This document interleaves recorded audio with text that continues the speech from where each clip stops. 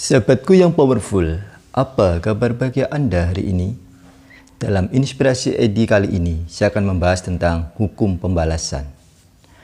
Pernahkah Anda menerima air tuba setelah memberikan air susu? Bagaimana respon Anda? Beranikah atau mampukah Anda membalas air tuba tersebut dengan air susu? Nah, ini akan jadi bahasan kita pagi ini. Ketika kita menerima air tuba, setelah kita memberikan air susu, respon alamiah kita, rata-rata respon orang adalah jengkel, marah, sedih, dan kecewa. Karena merasa pemberiannya itu dibalas dengan tidak layak. Karena merasa dihina. Karena kita menilai orang yang menerima pemberian kita itu tidak bisa berterima kasih kepada kita dan keterlaluan. Nah, kalau kita memahami hukum pembalasan, kita justru ketika menerima air tuba itu bisa bersyukur.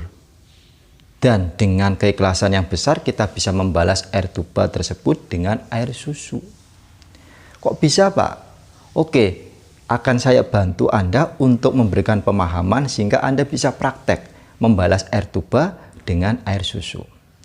Nah, jadi dalam kehidupan ini berlaku yang namanya hukum pembalasan. Hukum pembalasan ini diciptakan Tuhan untuk menciptakan keadilan yang memang tidak bisa sepenuhnya ditegakkan oleh lembaga peradilan.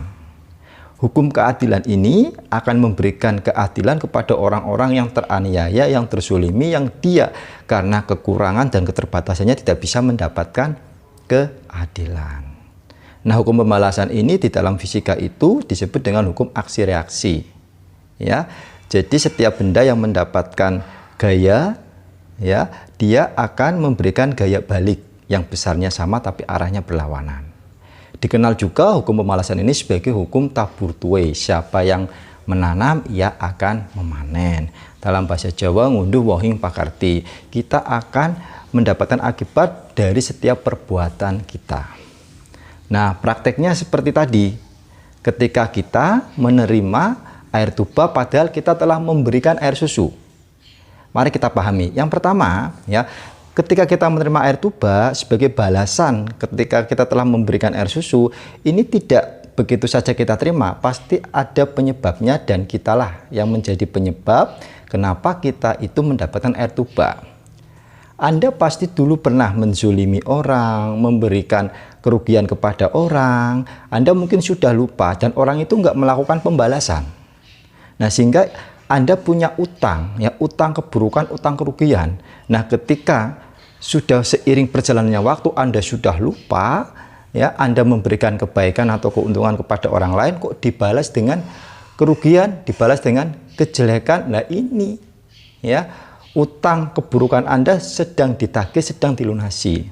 Kenapa di awal saya mengatakan kita bersyukur ketika menerima air tuba? Karena utang, keburukan, utang rezeki kita sedang ditagih dan dilunasi.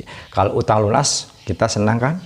Nah, itu yang pertama. Ketika kita mendapatkan air tuba, keburukan, musibah, bencana, kerugian, kebangkrutan, atau balasan negatif lain dari orang, balasan negatif lainnya dari orang lain, ini berarti utang, keburukan, kezoliman, utang rezeki kita karena pernah mengambil hak orang lain sedang dilunasi. Kita perlu bersyukur. Nah, yang kedua, air susu yang sudah kita berikan kepada orang lain dan dibalas air tuba ini tidak sia-sia.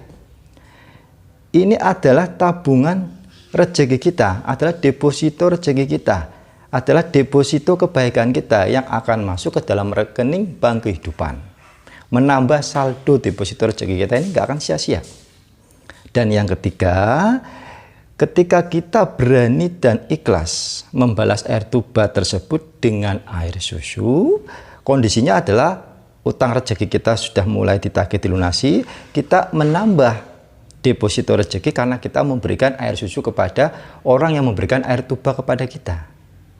Nah, sehingga dengan memahami hukum kehidupan, hukum pembalasan seperti tersebut di atas, maka kita akan selalu berusaha memberikan air susu, kebaikan, keuntungan kepada orang lain meski orang itu memberikan air tuba, kerugian, keburukan kepada kita. Kenapa? Karena keburukan, kerugian yang kita terima dari orang lain pada hakikatnya adalah pembalasan dari kerugian dan keburukan yang pernah kita alami. Orang itu hanya perantara, tidak perlu dibenci. Nah, sementara air susu yang kita berikan kepada orang lain berupa kebaikan, keuntungan, dan sebagainya, itu kalau dibalas, ya berarti kita menerima secara cash. Kalau tidak dibalas, kita menambah saldo deposito rezeki yang ketika itu terus ditambah, terakumulasikan, pada waktunya nanti saldo deposito rezeki tadi akan cair dalam bentuk hoki atau keberuntungan, seperti misalkan memenangkan undian, kenaikan jabatan, penyelamatan dari kecelakaan, pemeliharaan kesehatan, keharmonisan keluarga, dan sebagainya. Jadi sahabatku yang powerful, mulai saat ini tidak perlu hitung-hitungan lagi ketika kita memberikan kebaikan dan keuntungan kepada sesama. Karena apa? Sudah ada sistem accounting langit yang selalu mencatat kebaikan dan keuntungan yang kita berikan kepada orang lain. Kalau dibalas kita dapat cash, kalau tidak dibalas nambah saldo deposito rezeki. Oke, mudah-mudahan setelah nonton video ini kita semakin semangat berlomba-lomba untuk memberikan kebaikan dan manfaat kepada kehidupan banyak orang. Unlimited success for you. Saya Edi Susanto, salam powerful.